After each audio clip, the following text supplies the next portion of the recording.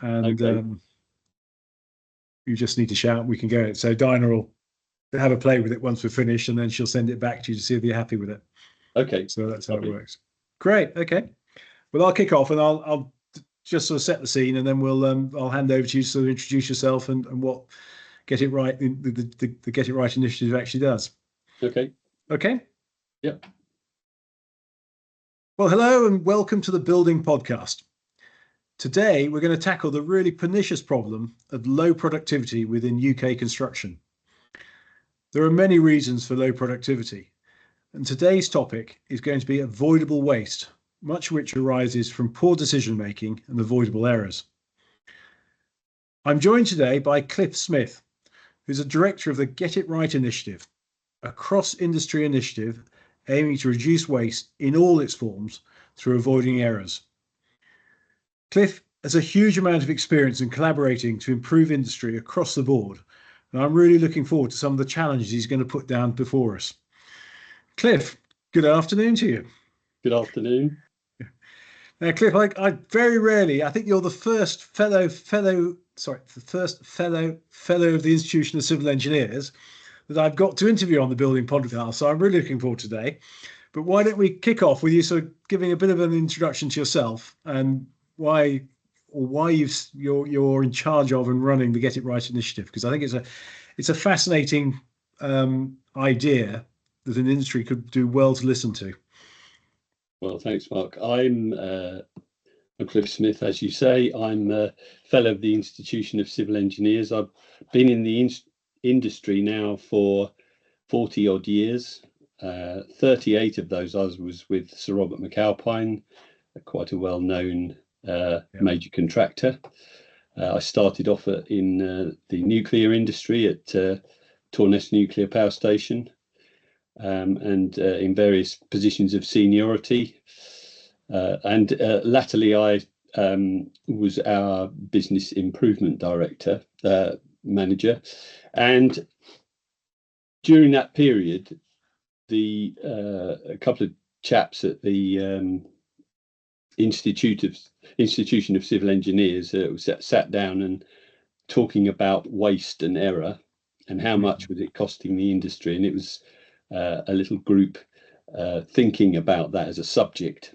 And the fact was, we didn't know how much the industry was wasting through error. And so they came to the industry, major contractors, and asked for some cash to fund some research into that subject. Mm-hmm.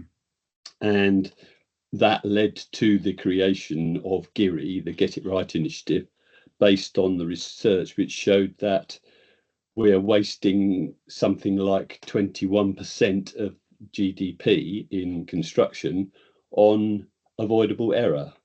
Yeah. And that was the backdrop, if you like, to the creation of GIRI. And what its strategic aim was to avoid that waste and improve productivity. The GIRI Limited was created then a bit later in 2017. It's a not-for-profit membership-based organisation, and we've now got about 123 members. So we're quite pleased with that. I became a member of the board in 2017, and in late 2020, unfortunately, my predecessor passed away. Who was one of the founders, Tom Barton, and we now have the Tom Barton Award, which the ICE issue each year. And I became the executive director, and I've been in the chair since then.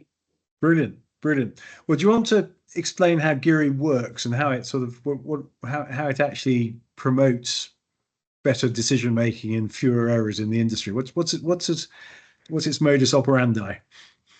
Well, we set out to explain to people the issue through communication and various methods. But what we do is we explain this error problem, and then we suggest that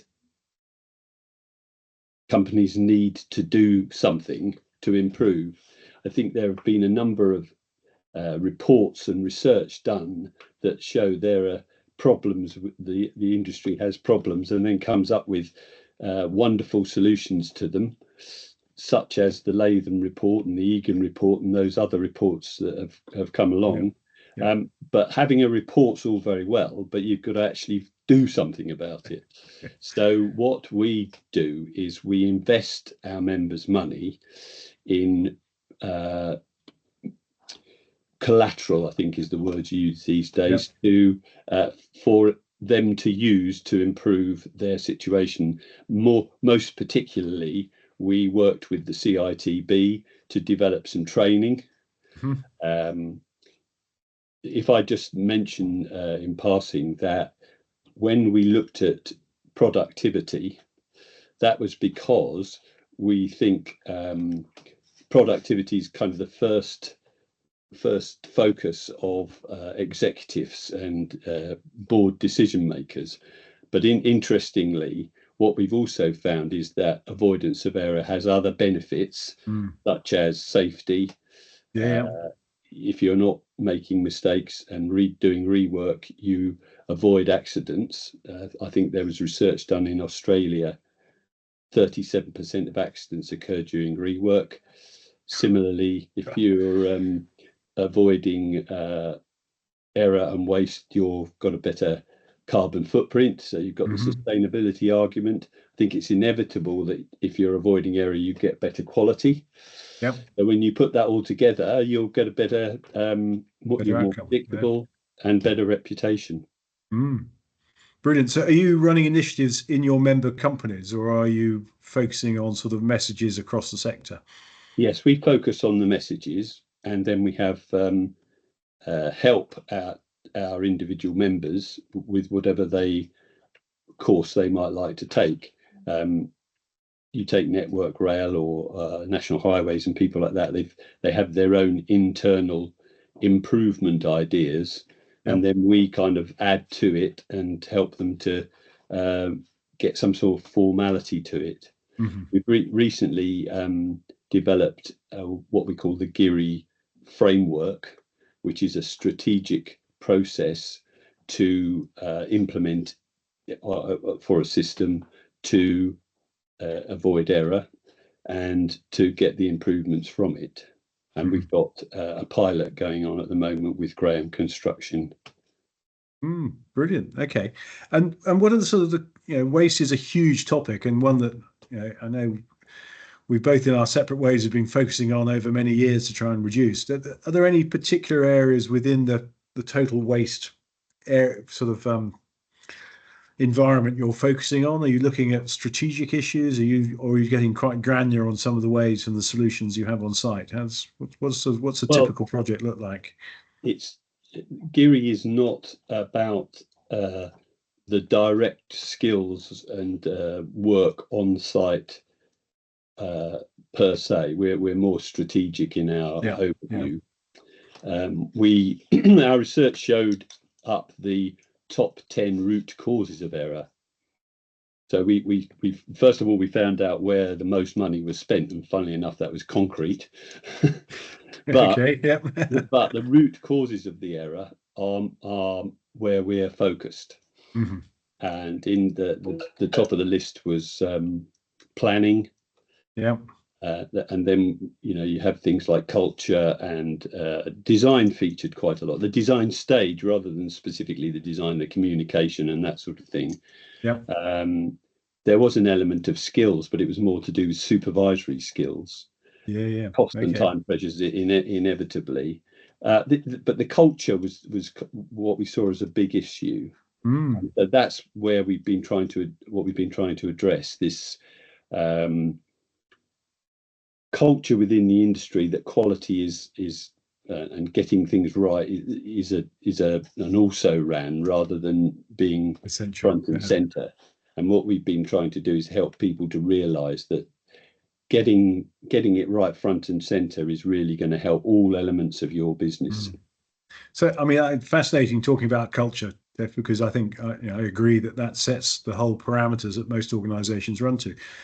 are you in a position now you can identify the hallmarks of a successful culture? Well, I think, yeah, because our training is built on delivering improvements in behaviour and culture, then through that training, you can see the benefits. We've got what we call the GIRI maturity matrix, Yeah, yeah. where you measure your effectively you measure your culture in your business. You then go through a process of improvement, and then you measure your culture again using our behavioral matrix, and you can see whether your culture is changing or what elements of your business are a bit sticky and need some attention. And there are facets of the behavior matrix, communications and operations and methodology and things like this, which you can do. I think what's interesting is that little comparison with the safety side of things. Yep. About 20 years ago, I think it was, John Prescott, who was deputy PM at the time, got pretty upset about the construction industry's abysmal safety record. He did indeed. I remember it. And he really had a go. And I think the industry upped its process, but very much in a, well, we've got to comply with the HSE's Work Health and Safety at Work Act, and it was a bit of tick box. Have we done that? Have we done that? Have we done the other? And there was an improvement, but it then kind of plateaued. After about 5 or 6 years, it plateaued. And it was only when there was this realization that it was a cultural issue, and that the companies started to take on a real change in culture in safety, that it led through to what we now have, which is much safer and well organized construction operations, and less accidents and that sort of thing. So I think what we saw there was that cultural impact, in addition to your just basic compliance with the law. And I think that's what we need with regard to waste and productivity. Just ticking the box is not enough. We've got to do something. I mean, productivity is an interesting word as well, because a lot of people just apply the term efficiency. We've got to be more efficient. But as I see it, productivity is a combination of efficiency and effectiveness. And you need both, because if you efficiently produce the wrong thing, it's not very productive. So we make sure that we're getting that whole picture across. I mean, it's quite a challenge, isn't it? Being so health and safety. I recall John Prescott. We were at the Strategic Forum for Construction, and it was debated there. And yes, you're absolutely. We've seen the rise of behavioralism within health and safety absolutely make a big difference. I can see in productivity, where are you fighting the challenges that we have in a fragmented industry? Health and safety is generally the preserve of the main contractor and can enforce by the main contractor. A fragmented industry is much more difficult to cover some of the aspects of productivity, and ensuring that those decisions are made off-site to support on-site activities, be it in design or even in the planning and promotion and training and skills and everything else that we know goes onto site to make that work. But how do you see overcoming that fragmentation challenge? I think one of the things we would like to do is, as with safety, they have a cross-industry metric, the accident frequency rate. What we're trying to do is achieve something similar with regard to error and waste, and it's not easy, because whilst with accidents and reporting of accidents is a legislative requirement, reporting one's errors and the cost of them isn't. Yeah. No. And we did try to get some industry cooperation to tell us about their cost of error, but I think the people with their commercial hats on felt that was a step too far, because it would be used as a a measure which was not necessarily advantageous. People don't like admitting they make mistakes, and it's always somebody else's fault. So why should I tell you So we do have that challenge. It isn't the same as safety. The whole culture of safety is different. Yeah, it is. Having an accident, having those sorts of things, the impact on the personal impact is severe. Yeah. But it has to be said that we've had Grenfell and we've had the report recently, and Judith Hackett was scathing about the construction industry, and that the report that came out 5 years later wasn't much better, was it? No. And the culture that Dame Judith talked about was this lowest cost procurement culture, where if you can get the best cheap deal, that's what we do. Yeah. And that is not good for the construction industry, and we need to get over that, and we need to collaborate on getting it right. Yeah.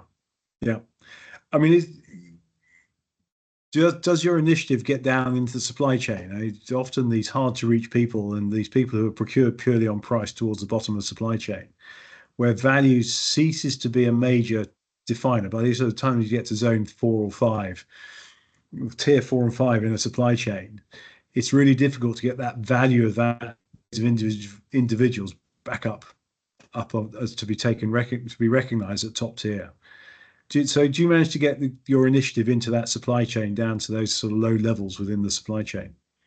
Well, we've as well as our members who are major contractors, we do have clients and consultants, and we've also got some collaborative membership with organisations such as the FIS, which is the Finishes and the Interiors organisation, and they have a myriad of smaller contractors involved in fitting out and that sort of thing, and we cross-fertilise in terms of the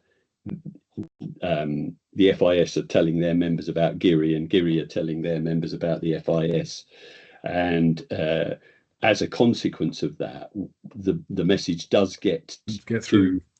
Does get through, and we also have a technology group. We believe that technology is a very important factor in getting it right, and so we've got a technology group. We issue technology reports, and we've also got a number of members who are small tech businesses, startups, if you like, who are interested in software that can help organizations to get things right.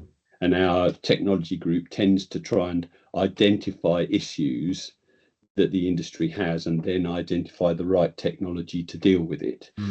So it's a very broad church at GIRI, and we are trying to make sure we get a good cross-industry impact. I think because we came from the Institution of Civil Engineers productivity group to start with, there is an element of infrastructure bias, and we are seeking to broaden that through more into the building sector and sort of commercial buildings and social infrastructure and housing. And we've got little strands going ahead, but we're pushing forward on those over the next few years. Yes, I mean they are, with a foot in both camps. They are very different industries. They are, They are still people industries, and they are still people building for people. And I think that's where your opportunity lies, isn't it? Yes, it is. Yeah. It is. So if you talk about sort of starting with the boardroom and the leadership areas, that are required to do this. What sort of message are you trying to? You hoping those leaders are providing? You've talked about the leaders setting the culture is set by the leaders. Yes. But are there sort of any overt messages that those leaders should be reinforcing and demanding of their staff and of their other stakeholders? I mean, I'm aware that those of us in the supply chain get handed an enormous amount of paperwork for things we have to comply with on main contractors' lists. Culture is generally not one of them, but it's yes. The leadership need to be able to buy in to the idea that their processes and their methods should adopt an understanding that error is a problem, and if they deal with it, they get an improvement. And that improvement is not only for their own business, but for their customers and for their supply chain. If you take the research that we did, we found that 5% of waste is identifiable at site level, usually by NCRs and tablet records and things like that. There was 6% or 7% is that indirect cost of the impact of when you've got something wrong on site and it hit, and then there's loss and expense and all those things going on. And then we identified what we call unrecorded process waste, which is just stuff that goes on. It's wrong. People just put it right, but there's no records of it made, just the sketch of something. And then, of course, you've got latent defects as well. Now, that cumulative 21%, it varies depending on complexity of project and size of project. But, if you think that the average margins made in construction are probably 3, 4, 5%, something like that, if you're lucky. Gross margins, possibly. Margins. And so this is an order of magnitude different. If you can do something about your error, it's an order of magnitude different. This is the message that we try to get through to the executives. If they see the light, which some of them do, then they suddenly think, yes, we've got to do something about this. And when you've got that support at the high level, the change starts to operate. And what we do is we do find that a number of the representatives of the companies that join GIRI are from a sort of management level. And what we do is we seek to help them to be able to express the business case that makes the difference. But yes, you need to have the leadership on board. One of our training courses, we have 4 training courses: the leadership course, interface and management course, a supervisor's course, and we've recently introduced train the trainer, where large organizations can actually become approved training providers. But the leadership course, particularly for organizations, is specifically focused on people in an executive position in their organizations or on a project. So I mean, that's fascinating. You need, I mean, for me, that's basic stuff to become a manager, is about communication and collaboration and understanding some of those leadership principles or management. Well, please don't confuse management and leadership, Mark, but that's the two are very different, and we need to understand what we're expecting from each person at each stage in their careers. I mean, do you think the industry has the skills to collaborate and act as those both managers and leaders in the industry, or have we got to spend more time training these skills? I think there is a training requirement, and I would say that, wouldn't I? Because that's what we do, or that's one of the things we do. The thing is that recently, competence has become very much of a watchword in regards to what we're doing. And I think the new, was it part 2 of the building regulations goes to that specifically. And competence, well, what is competence? I mean, it used to be just, a bit of training, a bit of skill, a bit of knowledge, then you were competent. But they've added a 4th factor, which is behaviour. So now if you haven't got the right behaviours, you're not considered properly competent. Yeah. Now, those behaviours go from communication and collaboration to, being understanding of what people's needs are and how to communicate with them. We deal with that specifically for supervisors, creating an environment on projects so that their operatives can feel able to say, I'm not quite sure about this before they do something. We call it push pause to avoid error. Yeah. Okay. And build it in your brain. Think about it before you do something, and then push pause to avoid error. So yes, I think competence and that element of the behaviour that goes with it is something we're very sensible to, and I think that's very important to the industry. So can you measure that competence for ensuring a sort of a more economic or more productive industry? Can you measure that competence of those managers? I think it's very difficult to say with any particular single element of what you might do as an overall improvement, to say, well, it was that thing that made that difference. Yep. It's a little bit like government and tax, and saying, well, this is, I'm taxing you that bit of tax and I'm going to use it for this. I mean, it just doesn't happen that way. Yeah. And I think improvements can be general, but if a company commits to doing something like the Get It Right initiative and other processes to improve, then we would be certainly part of that. And measuring improvement, I suppose you could say that there would be a bottom line improvement, but it'd be very difficult to say that was attributable to any, somebody say, well, we had a really good contract on that, so we had a really good price, the estimators did well on that, or whatever. It's an overall improvement for individual businesses and the industry as a whole, getting a better reputation, because we're starting from a low ebb at the moment. Yeah. I mean, do your members see an improvement in their bottom line? Are they prepared to tell you that their membership of GIRI is supporting a profitable business, or are they all too coy about that? Yeah, I think what we're getting is case studies. We're getting positive responses to the things we're doing. Right. And our members, when we look at how they're getting on and what's happening to them, the majority of them are doing quite well. Whether I could wave a flag and say, hey, that's GIRI's done that. Oh, I'm sure you ought to. I'm sure you ought to. I suppose, Clive, I mean, one of the answers maybe, I mean, do you approach clients to try and get clients to persuade them to take on a supply chain that's part of your membership?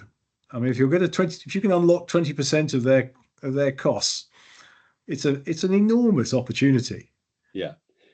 The clients who are members of GIRI are on board to that idea and are looking for their supply chain to respond positively to the initiative. And but as I say, we've got very infrastructure based clients with National Highways, Network Rail, Sizewell C have just joined, Hinkley Point C. We've got some real heavyweight clients who are looking at getting, and the reaction is good, and we are getting some traction in that.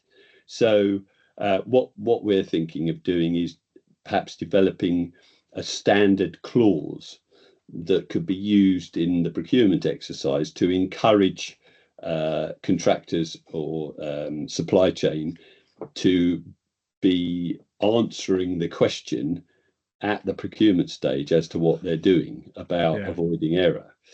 What we can't do is insist that they mention GIRI for starters. No.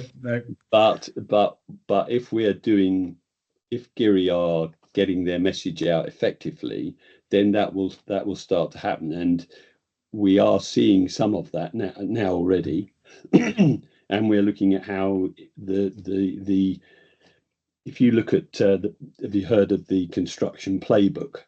Of course. I think everybody's heard the construction playbook. Well, So, on page 63, right. Okay. the construction play. This is the public sector construction playbook, because there's Okay. Yeah. also a private sector one There as is well. indeed. But Yes. the public sector playbook talks about procuring for value, Yeah. Yes. and we would like to see part of the value equation being, what are you doing to avoid error? Yeah. A simple question, but it Yeah. could, if you've got the answer, and then your client can see some benefit in somebody going through the GIRI process of training and frameworks and networking and research, all these things that we have, our website, then we think that could be an effective use by our clients to push GIRI more into the industry. Mm. So that's certainly something we're working on. Yeah. Are you looking at the structure of the industry in any depth? Because I feel that we have a very fragmented industry and we have an enormous number of interfaces between all our supply chains, and that necessarily they introduce some grit into the operation of construction. And you compare the UK industry to many industries around the world, and we've got quite a lot of hangers on. Well, say hangers on is probably a bit derogatory, but there's more people involved in our construction industry in the UK than in many others around the world. Um, and we have one of the most expensive industries in the world as a result of that. And I just wondered if you're looking at perhaps the structure of the industry to see how you might be able to provide better value to the ultimate clients. I think, when in my experience, the construction industry in the UK is more highly regulated and has more regulatory challenges to overcome in delivery than perhaps some of our other nations that we're talking about. If you just think about planning, if you think about HS2 and the paroxysms of grief they had to go through for each section of the line, and change it from a overground to a tunnel, and all these sorts of things which add money, add cost all the time. I think, and a lot of time. Yes. Yeah, and that which costs money. So the industry's difficulties are unique to the UK in some respects. So I think there's that, but I do think that the industry can improve in terms of productivity, and I think there is, if you're talking about the fragmented nature, we looked at that project, over the overview of the project, and because when we looked at the root causes of error, and we looked at the problems with design and planning that were in the early stages of a project, we developed what we called our design guide. And that covers, it's 12 facets of that early stages of a project when you're putting things together, and it's useful sort of best practice for clients and design teams to draw the collaboration of the project together without going contractual, but again, it comes back to behaviours to a certain extent. And I think we recommend that people dip into that to see how things are done. And it regardless of the contract, regardless of the type of work, if you set yourself up properly at the outset with the right brief and the right people on board, and bring the people in and invest in design rather than cut costs and all those sorts of things. So we do have some best practice guides for people approaching the industry, and to avoid that fragmentation, which is it's usually driven by commercial pressures, if we're really honest with ourselves. and passing the risk down the chain as far as you can to Yes. the person with the wheelbarrow, and it really isn't an appropriate way of going about things. Well, we know that doesn't work, don't we? It's not Yes. doesn't provide value to anybody, and actually creates more grief. What's Yes. going on? I mean, if GIRI is successful, do you think we can start making an impact on the cost of construction in the UK, even as relative to overseas? Yes, I That do. I think 20%. that if we really have a go at this waste, this error, and then the ultimate impact will be that the cost of the outcome cost, not the input cost, but the outcome will be beneficial. You'll get better value construction in an overall view. I think that's almost a given, but it's a long road in the same way as I was talking about safety earlier. That took 20 odd years. Well, I can see that this process, and it's certainly been given a good shove by the Grenfell problems, but it'll be a long time before the attitudes and the culture have changed and the behaviours have changed to give us that. One thing I was just going to mention there, I don't know whether you ever got involved with estimating in your career. I've managed a few estimators, and well, when I did my bit of estimating, we had a book full of rates. So you had the output rates for different trades and this sort of thing, and number of bricks per hour and so on. Built into those rates is the very error that I'm talking about, because they're based on the historical outputs, and those historical outputs have that error in them.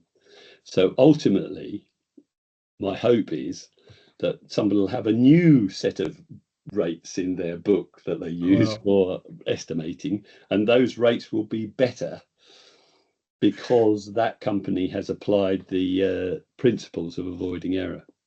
Well, I don't want to dishearten you at all, Cliff, but when I used to run a construction company, and I had an old civil engineering estimator who'd started work in 1948. And his book of rates started with digging trenches by hand. Yeah. And he had two rates, one for hand dig, one for hand dig and one for hand dig and close boarded. Yeah. Those are the two rates. And then when machinery came in, he could be dig it by machine. He said I put a factor of 1.1 on it, but soon took the factor off because there wasn't a lot of difference, because the machine was out doing all sorts of things it shouldn't have been doing, and the cost actually wasn't that much different from doing it by hand. But and he used those right the way through his career. That is exactly what I'm talking about, that we are becoming better, and we should be improving, and we should be showing those improvements. But unless we do it in a structured and formal way, then I don't think we reap the benefits across the piece. No. And we've got some really good case studies on our website of different organisations that have either adopted the training or adopted the principles and had good impact on their projects. Brilliant. Well, that's what you need to persuade the heart and mind, particularly of boards of directors who can see 20% of their money being wasted. It's a huge opportunity, isn't it? It really is. It really is. Well, last question for you, Cliff, because I know we were getting towards the end now. We've got a fantastic industry that does all sorts of really amazing projects. Clearly, if 20% is left is wasted for our clients, there's a lot to go at. But if you had a magic wand and we're going to wave it for the industry now, what would your three aspirations be for change? Well, I think I have to come back to the kind of the procurement and the procuring for value rather than procuring for lowest cost. I think that's a fundamental change of culture that the industry needs. I think recognizing that there are a wide number of benefits of approaching your strategy and using an error avoidance tool of some sort. So those two together, I think, are my, if I had a magic wand and everybody was doing that tomorrow, that would be great for GIRI. But I do think we've also got to maintain our focus on being safe in what we do, both for the people who do the work, but also for the people we are building things for, our customers, whether it's in the railways or in residential. It's the same outcome that we're hoping is safe for everybody. Yeah. Well, I'm going to ask you one last question, Cliff, because I just, you've talked about technology and the change in technology. You've talked about the health and well-being and the skills within our sector, presumably because they're not in abundance. Do you see the other big change that I think we've got coming down the pipeline fast is sustainability and the carbon agenda particularly? Do you see that as a vehicle that's going to promote GIRI and the avoidance of error? I mean, you mentioned that carbon can be reduced significantly if we get this right. Is that a vehicle that can promote good practice? It is. We have identified sustainability as one of the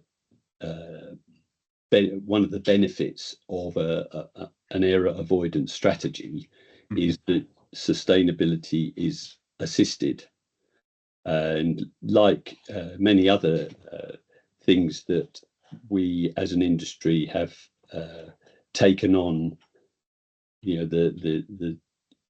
it's been argued that zero is unachievable, whether it's error or carbon. But I think it's right to set these goals and aspirations: zero error, zero carbon, zero accidents. I mean, we don't go into work and say, well, actually, accidents, I think we'll just have the 10. We'll have 10 accidents. Yeah, no, absolutely. We say no. You've got to aspire to zero.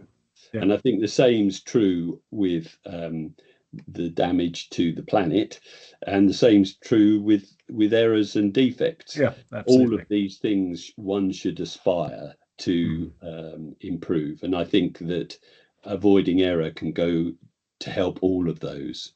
Yeah.